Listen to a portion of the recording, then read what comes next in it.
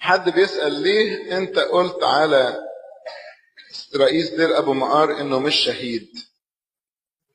من هو الشهيد في الكنيسة؟ ها؟ يموت من اجل الايمان او بسبب الايمان.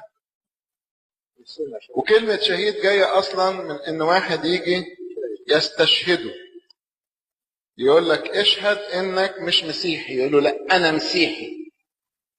انكر المسيح، لا انا مسيحي. عشان كده لما نيجي نقرا السنكسار ما نقولش في هذا اليوم نحتفل ان باستشهاد القديس فلان. استشهد القديس، مش استشهد، استشهد.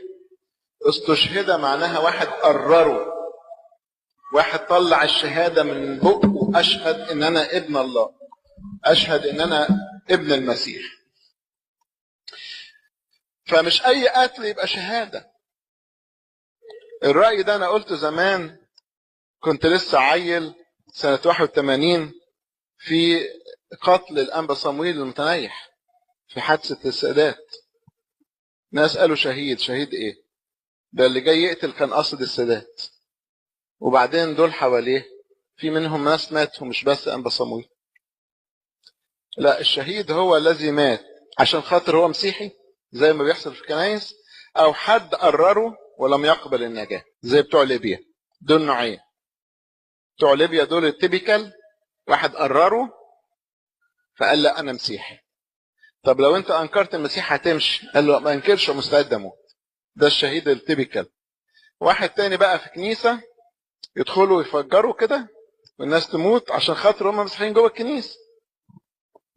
واحد واقف على باب الكنيسة جات له شظية ومات. ده ربنا اللي يحكم بقى. ففي قتيل وفي شهيد. أنبا موسى الأسود في مجمع التسبيحة محطوط وسط الشهداء ولا وسط الرهبان؟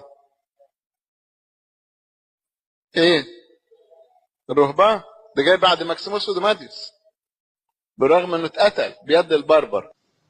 والنوع ده يدخل تحته اطفال بيت لحم قتلوا من غير ما حد ياخد رأيه.